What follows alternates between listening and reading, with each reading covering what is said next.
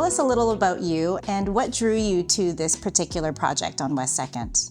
Well, I started Coastline Projects back in 1993. I started in West Vancouver for the first decade working for some renowned architects over there building some beautiful custom homes. And then in 2000 I decided to move over to the West Side, and I've been sort of working in the West Side from Kitts to Southlands to UBC ever since. And this property was a rare opportunity for me. This location here being 2 blocks to the beach, great shopping, renowned Japanese restaurants and bars and Italian restaurants, all within walking distance is unparalleled wherever I've built around in Vancouver. So the location was first and paramount. Our philosophy was to sort of give a generous space, like it's a single family home, even though it's a duplex, with that being the sort of the front back, natural light, the open spaces. We have 2 parking spaces. It's sort of generous to the width and the light. So we thought that was more important in this kind of neighborhood. And the expansive spaces sort of had that sort of lifestyle feel that I think, you know, Vancouverites look for, and I'm happy that we came to our end product that I'm very, very blessed to be part of.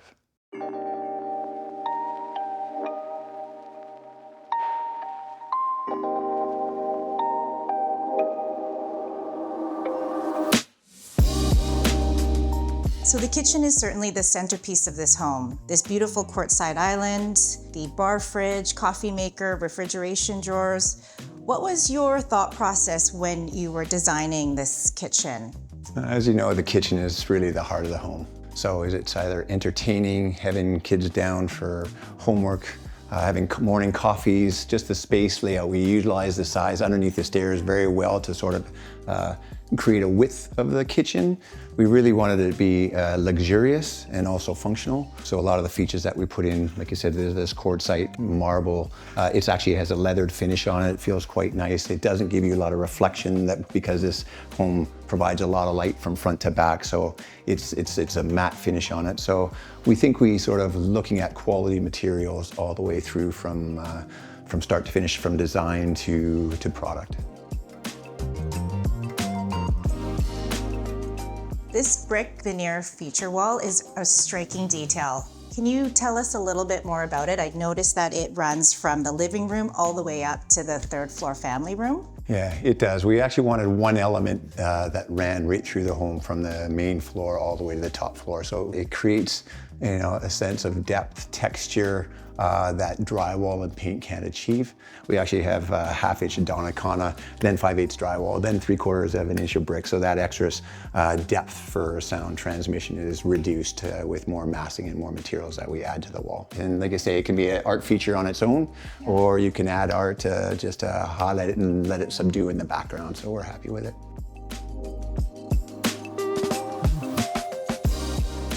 This home has an incredible indoor-outdoor flow and these 8-foot eclipse doors.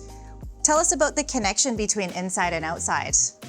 Yeah, we were trying to get a function where these sort of doors blur the lines from inside and out. So they almost become seamless so that you have the entertainment and the outdoor space. So especially in the open position, it's a flow, and even in the closed positions, being able to see through and have that expanse feeling is sort of what we were after.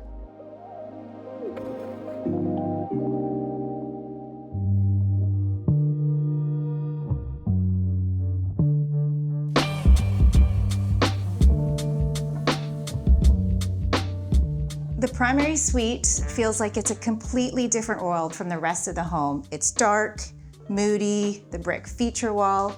Tell us about your design ideas in this space. Well, and here we actually wanted to do a little bit of a separation from the rest of the home where it is more social, open, and airy. And in here we want to try and make it a little bit more contained, almost like a hotel boutique sort of retreat. So, you know, you're correct, and we still brought the brick right through here to give it that texture.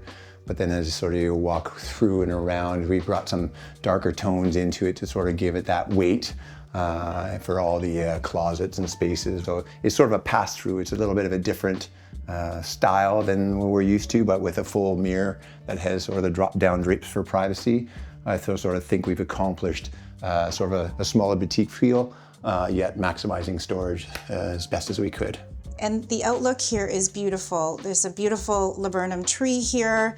Did you do that intentionally? It was part of the old home that we had, so we just cut it back. But in the spring, this turns bright yellow, and it's the most beautiful tree on the block.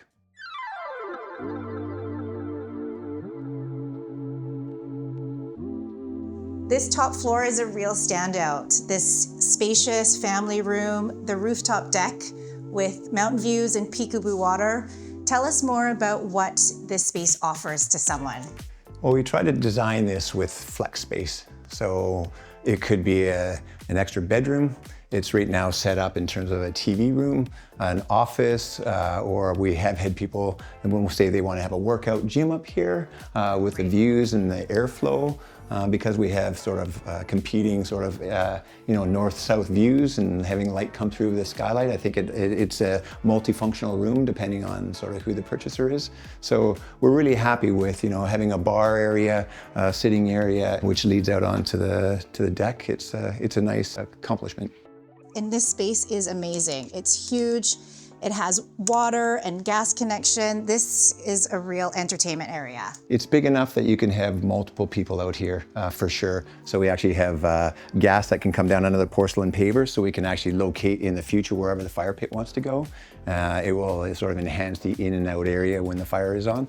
And also sort of, just planters. There's water up here for irrigation. And so, you could really get this sense of hominess as well on the top deck and extend that living space and enjoy the beautiful views that we have out here. Spectacular, for sure.